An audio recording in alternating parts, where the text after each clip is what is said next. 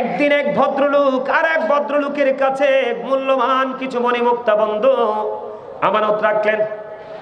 পরে তিনি আমানতরা সময় মতো আবার ফিরে পাওয়ার জন্য গেলেন। যাওয়ার পরে ছোট্ট করে বলছি, আমাদের মধ্যে আমাদের বর্তমান পরিস্থিতিটা এমন, যার কাছে আমানত রাখা হয়েছে উনি বললেন, না না, আমার কাছে কোনো তোমার আমানত নাই। কয়, আপনার কাছে আমি আমানত রেখেছি। কয়, না, তোমার কোনো আমানত আমার কাছে নাই। তাদের একটা তখন তৎকালীন সময় ভরসার জায়গা হলো ওই কুদরতি জিঞ্জির। এবার তিনি কি করলেন, তৎকালীন সময়ে ফয়সালার জন্য ওই জিঞ্জিরকে বেছে নিলেন। খেয়াল করবেন বন্ধু, এখন জিঞ্জিরকে টাচ করলে সত্যবাদী এবং মিথ্যাবাদী প্রমাণ হবে। যিনি আজকের আসামি, যার কাছে মালগুলো গচ্ছিত ছিল, তিনি কি করলেন, জিঞ্জিরটা ধরার সময় এরকম একটা লাঠি, আমার দিকে তাকান, এই লাঠিটা দেখেন, এটা আমি লাঠির মতো বানাইছি, আসলে এটা লাঠি না, এটার ভিতর দিয়ে কিন্তু ছিদ্র আছে, আছে না নাই? এইরকম একটা লাঠি যার কাছে মালগুলো বন্ধ আমানত ছিল তার কাছে, তিনি কি করলেন, একটা লাঠি নিয়ে আসলেন। লাঠিটা যার মাল তার হাতে দিয়ে তিনি আল্লাহর কাছে গিয়ে ডাক দিয়ে বললেন, আল্লাহ, আমি যার মাল তার কাছে দিয়ে এসেছি, জিঞ্জির যদি ধরতে না পারি আমার পানিশমেন্ট হয়ে যাবে। আসলে লাঠিটাই হলো সবচেয়ে বড় রহস্য। ওই ব্যক্তিটা বন্ধ জিঞ্জির ধরতে পারলো, আবার এসে জিঞ্জিরটা টাচ করে এসে দৌলতের মালিক জানি, মণিমুক্তার মালিক যিনি, ওনাকে বললেন, তোমার লাঠি আমাকে দাও। এবার তিনি আবার লাঠিটা দিলেন। লাঠিটা যখন যার কাছে মালটি রেখেছিলেন ওনার হাতে দিলেন, যিনি টাচ করে এসে যে জিঞ্জিরটা টাচ করে আসার পরে লাঠি তিনি আবার যখন ফিরিয়ে নিলেন, এবার জাল মাল ওনার কাছে কিন্তু এতক্ষণ মালটা ছিল। কথা বুঝতে পারছেন নি? এটা লাঠিটা ছিল প্রতারণা। দেখেন প্রতারণা মানুষকে কেমন করে রহমত থেকে দূরে নিয়ে যায়। ওই যে লাঠিটা ছিল ছিদ্র, এটার মধ্যে ওনার সবগুলো দৌলত লাঠির মধ্যে ঢুকায় আনছে। যখন যার মাল তার কাছে লাঠি দিল, তার মানে তোমার মাল তোমাকে পৌঁছে দিলাম। আবার জিঞ্জির টাচ করে এসে বলল, লাঠিটা দাও। লাঠি নিয়ে গেল বন্ধু। আবার তিনি কি করলেন, যার মাল উনি যখন গিয়ে জিঞ্জিরকে টাচ করার জন্য ডাকলেন, জিঞ্জির তাকেও এসে ধরা দিল। মানুষ তো তৎকালীন সময় আশ্চর্য হয়ে গেল, একজন অপরাধী হবে আর একজন, কথা বলেন না কেন, দুইজন কিন্তু ন্যায়পরায়ণ হতে পারে না, একটু 19-20 তো হতেই পারে। তার মানে হলো, দেখেন প্রতারণা কত জঘন্য জিনিস। এবার ফয়সালা কে দিবে? কেউ তো সেই ফয়সালা দিতে পারবে না। তৎকালীন সময়ে ওই জিঞ্জির ছিল সবচেয়ে বড় পাওয়ারফুল।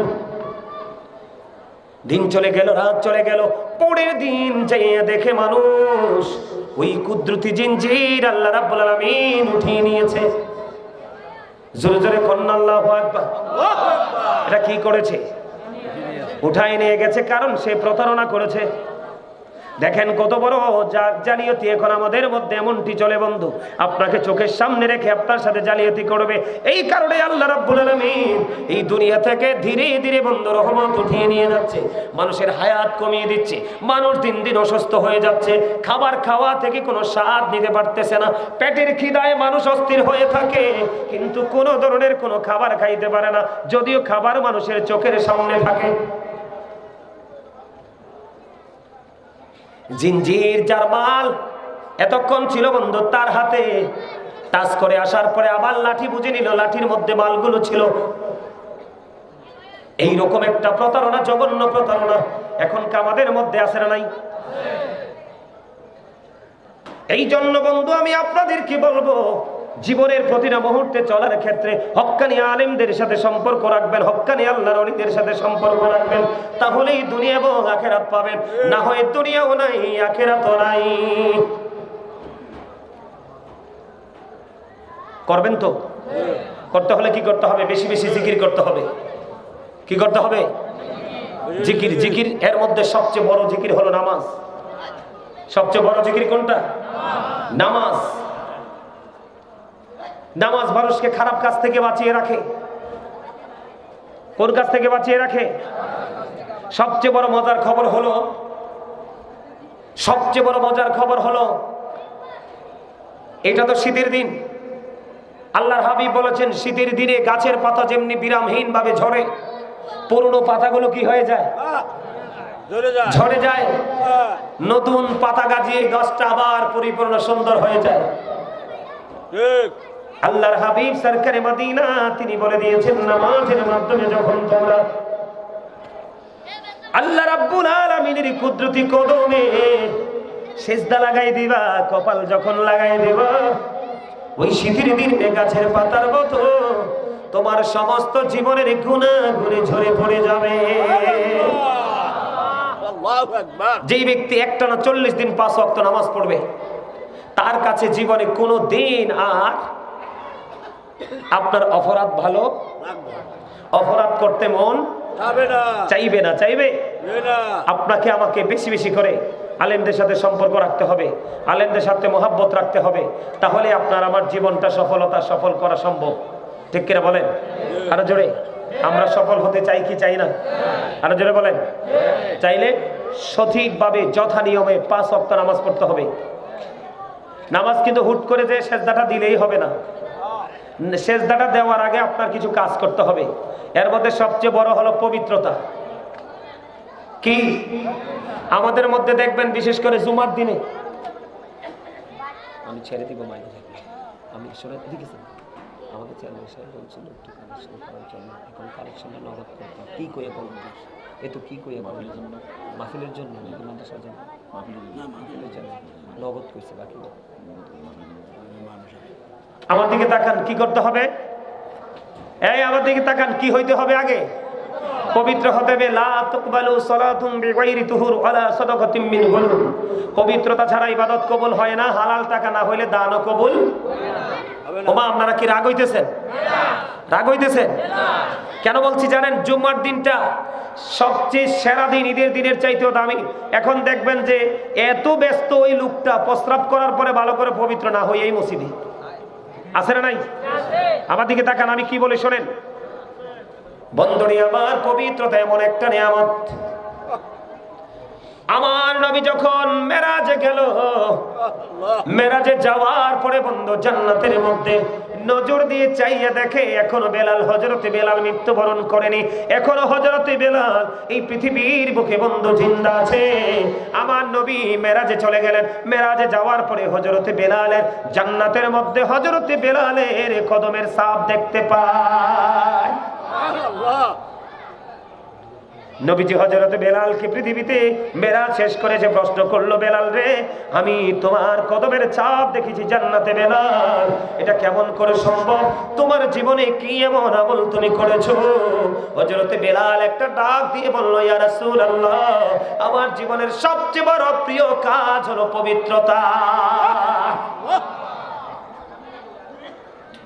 আর যদি পবিত্র না হন, আমার দিকে তাকান, আমাদের দেশে মানুষের পোশাকে সমস্যা আছে, শারীরিক পবিত্রতায় সমস্যা আছে, নিয়তের মধ্যে নিয়তের পবিত্রতায় সমস্যা আছে। এই জন্য নামাজ পড়ার পরেও সে মানুষ হতে পারে না, অমানুষে থেকে যায়। কথা বলেন না কেন? আমি আপনাদেরকে বলি, সাদ বিন মুআজ রাদিয়াল্লাহু তাআলা আনহু যখন ইন্তেকাল করলো, ইন্তেকাল করার পরে ওনার কবরের পাশে দাঁড়াই আমার নবীজি তাসবিহ তাহলিল দোয়া করতেছে। আমার নবীজি যখন দোয়া শুরু করলো, ও বন্ধুপে ওনার সঙ্গীরা প্রশ্ন করলেন, ইয়া রাসূলুল্লাহ, দোয়ার মানে কি? এবার আমার নবীজি একটা ডাক দিয়ে বলল, সাদ বিন মুআজ এমন একজন বুজুর্গ লোক ছিল, এমন একজন আল্লাহওয়ালা লোক ছিল রে, যিনি ইন্তেকাল করার পরে তারা জানাজায় ৭০,০০০ ফেরেশতা তারা জানাজায় অংশগ্রহণ করেছে। জোরে জোরে কন্যা সুবহানাল্লাহ। কি করেছে? তার জীবনে এত আমল ছিল, এত প্রেম ছিল, ইন্তেকালের পরে তার জানাজায় ৭০,০০০ ফেরেশতা অংশগ্রহণ করেছে। তারপরেও তার কবর আযাবের সম্ভাবনা রয়েছে। ইয়া রাসূলুল্লাহ, ইয়া হাবিবাল্লাহ, কেন গো? আমার নবীজি জানিয়ে দিয়েছে তারপরেও কবর আযাবের সম্ভাবনা রয়েছে। তার কারণ হলো, কবর আযাব হওয়ার কারণ হলো, সে প্রস্রাব করার পরে ভালো করে পানি খরচ করে ঢিলা খুলো ব্যবহার করে পবিত্র হতো না। আপনি দেখবেন এখনকার ছেলেরা যে ডিজিটাল ফ্যান পরে দাঁড়াইয়া মুইতে দেয়, কথা কয় না, কি খারাপ কিছু দেখেন না? আপনারা দেখবেন ফোলাফাইন এমন ফ্যান পরে সামনের কাতারে রুকু দিছে, পিছের কাতারে ছেলেরা সব দেখে পিছন দিয়ে। আছে না নাই? বুখারী শরীফের মধ্যে আসছে হাদিস খানা, এবং আল্লাহর কোরআনে আল্লাহ বলেছেন লিবাসুত তাকওয়া যালিকা খায়র, বান্দার জন্য সবচেয়ে উত্তম পোশাক হলো তাকওয়ার পোশাক। নারীর যেমন পর্দা আছে, পুরুষেরও পর্দা আছে। পুরুষের পর্দা পোশাক থাকবে উপর দিয়ে নাভি বরাবর, নিচে দিয়ে থাকবে নাভি টাকনোর উপরে। ঠিক, এটা ফরজ। ঠিক, আপনি যদি টাকনোর নিচে পোশাক, নাভির নিচে পোশাক দিয়ে নামাজ পড়েন, নামাজ হবে না, না। এই জন্য সম্মানিত উপস্থিতি, আলেমদের সাথে মিলে মিশে, হক্কানি আলেমদের সাথে মিলে মিশে ভালো করে সব ধরনের লাইন, রাস্তাঘাট চিরে আপনারা আমল করার চেষ্টা করবেন। তাহলেই জীবনকে সফল করা সম্ভব। ডাক্তার ছাড়া কি সুস্থ হওয়া সম্ভব? ইঞ্জিনিয়ার ছাড়া বাড়ি সম্ভব? টিচার ছাড়া শিক্ষা নেওয়া সম্ভব? কনস্ট্রাকশন মিস্ত্রি ছাড়া বাড়ি বানানো সম্ভব? ঠিক তেমনি আপনি আখেরাতের পথে হাঁটতে হলেও আখেরাতের বাজার যার মাধ্যমে করতে পারবেন তার সাথে আপনাকে মিশতে হবে। ঠিক কিনা বলেন? সম্মানিত উপস্থিতি, এই মাহফিলে আপনারা খুশি না বেজার? আর যারা বলেন সবাই খুশি? প্রতি বছর এই মাহফিলটা হোক, আপনারা কি সবাই চান? হ্যাঁ, চান? সবাই চান এই মাহফিলটা হইলে আপনাদের ভালো লাগে? ভালো, দুনিয়ার মানুষের উপকার, মৃত্যুবরণ যারা করেছে তাদের জন্য। কারণ আমি নিজে দুনিয়াতে থেকে নিয়ামত নিলাম, এবং কবরবাসী যারা আছে তাদের জন্য হাদিয়া দিলাম। এখন এই হাদিয়া একটু আজকে দিয়ে যাইতে রাজি আছেননি সবাই? এই মাহফিলের জন্য আপনারা নগদ বাকি না, আমি চলে যাব, আমি আপনাদের কাছে একটু সাহায্য চাইবো, আপনারা দিবেন যার যা আছে। মাহফিলের জন্য দিবেন নগদ 1 টাকা, 5 টাকা, 10 টাকা, 20 টাকা দিবেন? রাজি? তো সর্বপ্রথম দাঁড়ান যে হুজুর আমি দানে কোনো শরম নাই, অথবা যদি না দাঁড়ান আমি আপনাদের কাছে কমিটির লোক পাঠাবো। কেন পাঠাবো জানেন? আমার কাছে তো কোরআন শরীফ আছে, তো আছে, আমার কাছে কোরআন শরীফ আছে। আপনারা দেখেন, আপনারা আমার দিকে তাকান, শুধু ওয়াজ শুনলে চলবে না। সূরা বাকারা, বিসমিল্লাহির রহমানির রহিম, আল্লাযীনা ইউমিনুনা বিল গায়বি ওয়া ইউকিমুনাস সালাতা ওয়া মিম্মা রাযাকনাহুম ইউনফিকুন।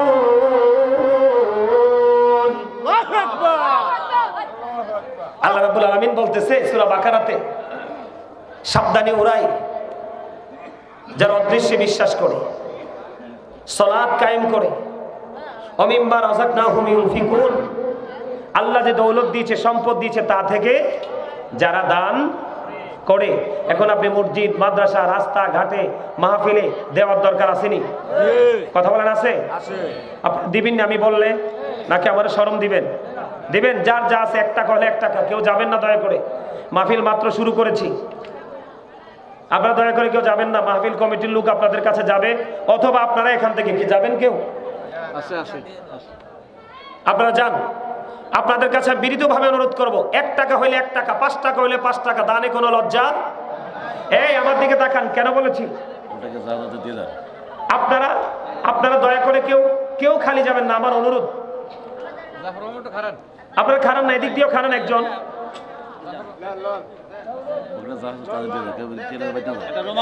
ওই যে রুমালে দেন, চাচা রুমালে দেন, ওই যে রুমালে দেন। এই যে আপনারা 1 টাকা, 5 টাকা, 10 টাকা, 100 টাকা, 200 টাকা, 500 টাকা করে দিবেন, দেখবেন এটা অনেক হয়ে গেছে। এই আপনারা দেন। আমার একটা ছোট্ট হাদিস শরীফ শোনেন। আব্দুল্লাহ ইবনে মাসউদ রাদিয়াল্লাহু তাআলা আনহু থেকে হাদিস খানা বর্ণিত। আল্লাহর হাবিব একদিন সাহাবায়ে কেরামকে বললেন, তোমাদের মধ্যে এমন কি কেউ